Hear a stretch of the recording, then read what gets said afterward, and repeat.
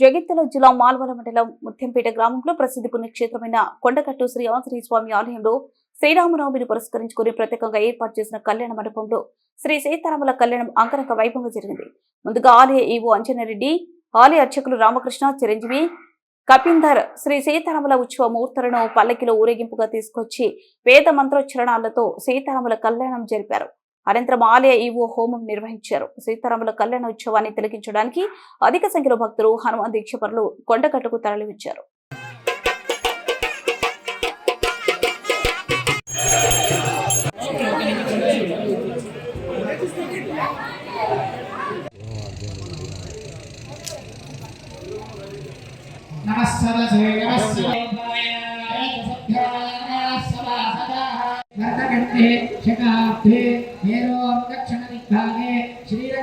उत्तरदिक्प्रदेशे कृष्णा गोदावर्योः मध्यदेशे नवम्यां मध्यवासरस्तुवासरे पुनर्वसु नक्षत्रयुक्तानां भृगुवासरे शुभवासरे शुभनक्षत्रे शुभयोग शुभकरण एवं गुणग्रह विशेष वैशिष्ट्यायाः अस्यां शुभतिथौ అంతా కూడా అస్మాకం అనుకోండి. ఇక్కడ జరుగుతున్నటువంటి కళ్యాణం లోక కళ్యాణం ఆంజనేయ స్వామి వారి యొక్క అనుగ్రహం అందరి మీద ఉండాలి. రామచంద్ర స్వామి ఈ కళ్యాణం ద్వారా తృప్తి చెందాలనే ఉద్దేశంతో చేస్తున్నారు. ఈ కళ్యాణం లోక కళ్యాణం అందరూ దండం పెట్టుకోండి. కళ్యాణ మహోత్సవాఖ్యం కరిష్యే తరంగా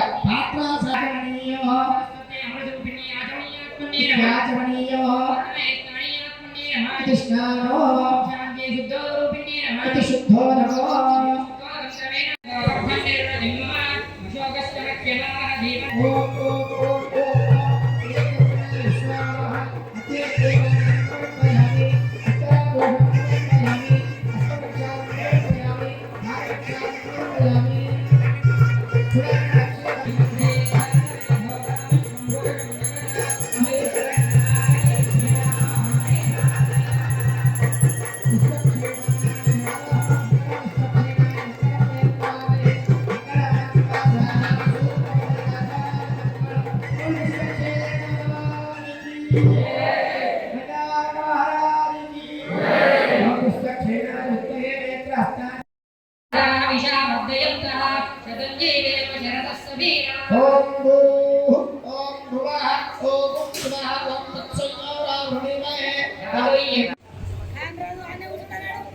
పట్టు వస్త్రాలు సమర్పిస్తున్నారు.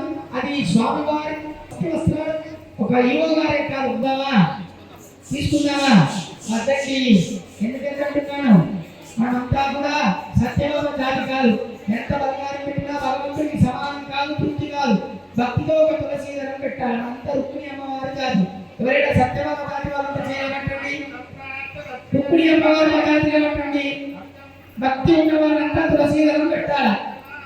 ఓం ఇవం వస్త్ర ఇవం వస్త్రాని వసావసాదే ఓం చిత్రామంత్ర సత్యాదేవి పెరుగుతో కూడుకున్నటువంటి తేనె. ఇది యొక్క మరుడికి ఆయుష్ను బలాన్ని ఇస్తుంది. తేనె బలాన్ని ఇస్తుంది. అందరూ పరగడకు తేనె తాగుతున్నారు కదా. ఇది ఎక్కడి నుంచి వచ్చాడు? అయోధ్య నుంచి వచ్చాడు. అవునా? అవునా? గట్టిగా చెప్పాలి. రామచంద్ర స్వామి ఎక్కడి నుంచి వచ్చాడు? ఎక్కడి నుండి వచ్చాడు? ఎందుకంటే అక్కడ ఉండే స్వామి బాలరాముడు మన కోసం కళ్యాణ రాముడే వచ్చాడు. అయోధ్యలో ఉండే రాముడు బాలరాముడు. అవునా? అక్కడ ఇక్కడ ఉండేటువంటి రాముడు కళ్యాణ రాముడు మన కోసం వచ్చాడు. ఇప్పుడు స్ప్రైట్ కంసం ఇస్తున్నారు. అప్పుడు అవి లేవు. ఈ మధువర్గమే ఇచ్చేవారు. ఇప్పుడు స్వామివారికి ఒక ఆవును పూజించి ఆవును విడిచిపెట్టాలి. శరణం పవిత్రగా విష్ణుయే మాతాత్రావే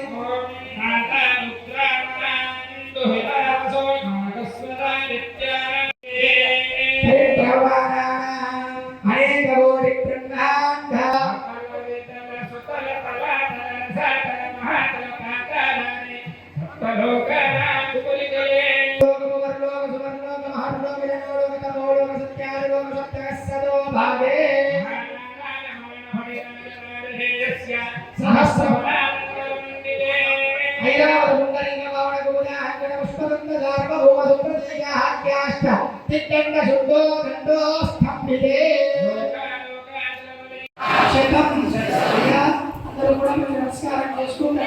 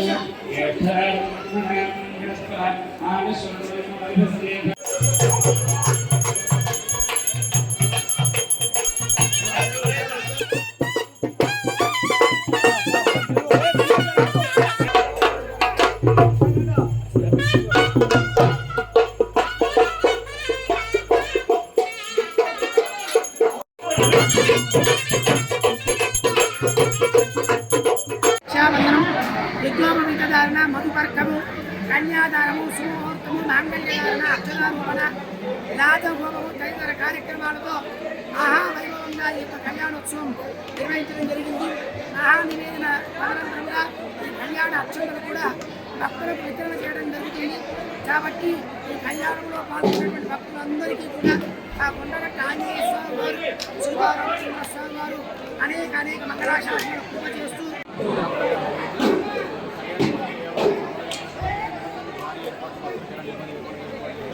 అదేవిధంగా వచ్చి స్వామివారి అనుగ్రహంతో భక్తులకు ఎలాంటి ఇబ్బందులు లేకుండా చూస్తున్నాం.